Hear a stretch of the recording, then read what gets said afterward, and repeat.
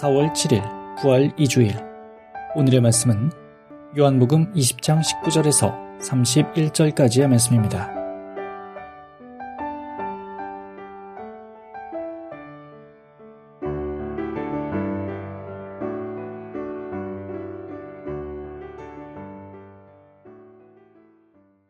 안식일 다음날 저녁에 제자들은 유다인들이 무서워서 어떤 집에 모여 문을 모두 닫아 걸고 있었다.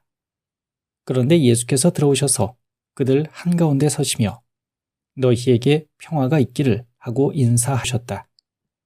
그리고 나서 당신의 손과 옆구리를 보여주셨다. 제자들은 주님을 뵙고 너무 기뻐서 어쩔 줄을 몰랐다. 예수께서 다시 너희에게 평화가 있기를, 내 아버지께서 나를 보내주신 것처럼 나도 너희를 보낸다 하고 말씀하셨다. 이렇게 말씀하신 다음 예수께서는 그들에게 숨을 내쉬시며 말씀을 계속하셨다. 성령을 받아라. 누구의 죄든지 너희가 용서해주면 그들의 죄는 용서받을 것이고, 용서해주지 않으면 용서받지 못한 채 남아있을 것이다. 12 제자 중 하나로서 쌍둥이라고 불리던 토마는 예수께서 오셨을 때에 그들과 함께 있지 않았었다. 다른 제자들이 그에게 우리는 주님을 배웠소 하고 말하자 토마는 그들에게 나는 내 눈으로 그분의 손에 있는 못자국을 보고 내 손가락을 그 못자국에 넣어보고 또 내 손을 그분의 옆구리에 넣어보지 않고는 결코 믿지 못하겠소 하고 말하였다. 여드레 뒤에 제자들이 다시 집안에 모여 있었는데 그 자리에는 토마도 같이 있었다. 문이 다 잠겨 있었는데도 예수께서 들어오셔서 그들 한가운데 서시며 너희에게 평화가 있기를 하고 인사하셨다. 그리고 토마에게 내 손가락으로 내 손을 만져보아라. 또 내 손을 내 옆구리에 넣어보아라. 그리고 의심을 버리고 믿어라 하고 말씀하셨다. 토마가 예수께 나의 주님, 나의 하느님 하고 대답하자 예수께서는 너는 나를 보고야 믿느냐? 나를 보지 않고도 믿는 사람은 행복하다 하고 말씀하셨다. 예수께서는 제자들 앞에서 이 책에 기록되지 않은 다른 기적들도 수없이 행하셨다. 이 책을 쓴 목적은 다만 사람들이 예수는 그리스도이시며 하느님의 아들이심을 믿고 또 그렇게 믿어서 주님의 이름으로 생명을 얻게 하려는 것이다. 안식일 다음날 저녁에 제자들은 유다인들이 무서워서 어떤 집에 모여 문을 모두 닫아 걸고 있었다. 그런데 예수께서 들어오셔서 그들 한가운데 서시며 너희에게 평화가 있기를 하고 인사하셨다. 그리고 나서 당신의 손과 옆구리를 보여주셨다. 제자들은 주님을 뵙고 너무 기뻐서 어쩔 줄을 몰랐다. 예수께서 다시 너희에게 평화가 있기를, 내 아버지께서 나를 보내주신 것처럼 나도 너희를 보낸다 하고 말씀하셨다. 이렇게 말씀하신 다음 예수께서는 그들에게 숨을 내쉬시며 말씀을 계속하셨다. 성령을 받아라.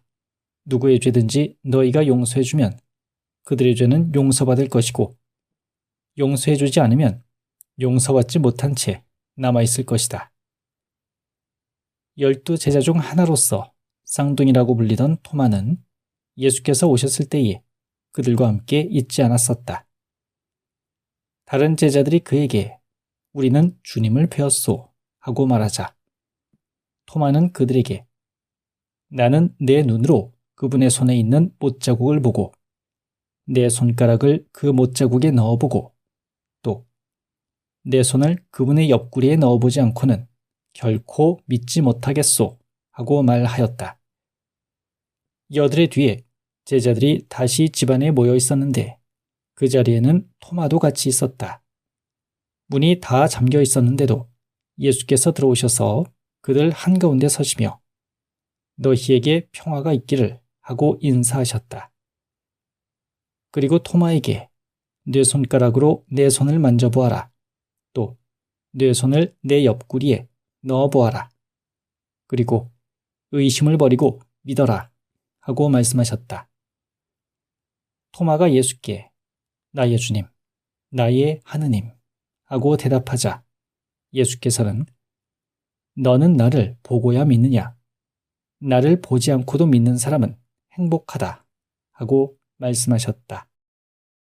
예수께서는 제자들 앞에서 이 책에 기록되지 않은 다른 기적들도 수없이 행하셨다.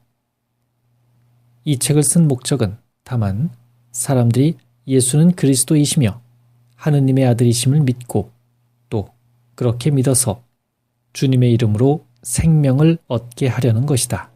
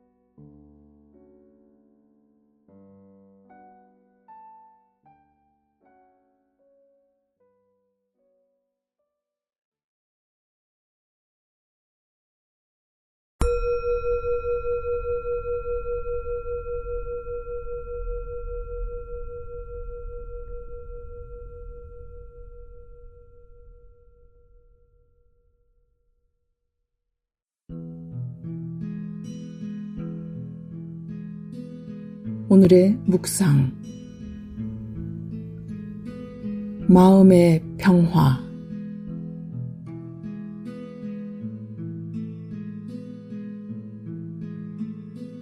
오늘 복음 말씀은 예수님의 돌아가심을 목격한 제자들이 함께 모여 두려움에 떨고 있을 때 주님께서 친히 오셔서 평화를 주시고 세상 속으로 보내시는 장면을 보여주고 있습니다. 예수님의 분부대로 제자들은 흩어져 평생토록 땅끝까지 복음을 전파하는 데 헌신했지만 2000년이 지난 지금도 세상 곳곳은 포성과 상처와 눈물로 얼룩지고 있어 안타깝기 그지없습니다. 그럼에도 부끄럽지만 요즘 저의 간절한 기도는 세상이 아니라 아들의 평화에 집중되어 있습니다.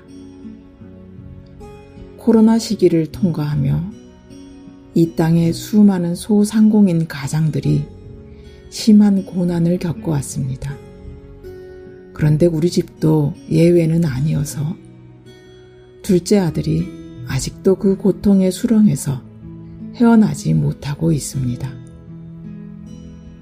어미 된 저는 경제적으로 크게 도와주기도 어려운 형편이라 그저 주님께서 제자들에게 하셨듯이 어둠의 터널을 지나고 있는 둘째 아들에게도 평화의 복음을 들려주시며 끝까지 아들의 손을 놓지 않으시기를 기도드리고 있습니다.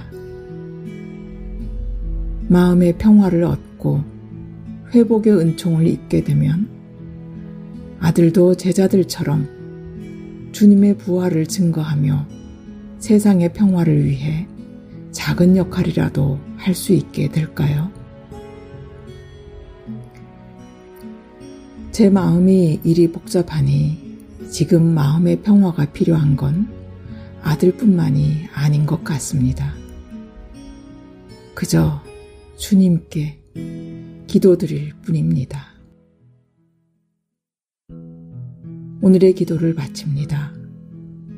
우리에게 평화를 주시고 우리로 하여금 평화의 도구로 쓰임 받을 수 있도록 이끌어 주십시오, 주님.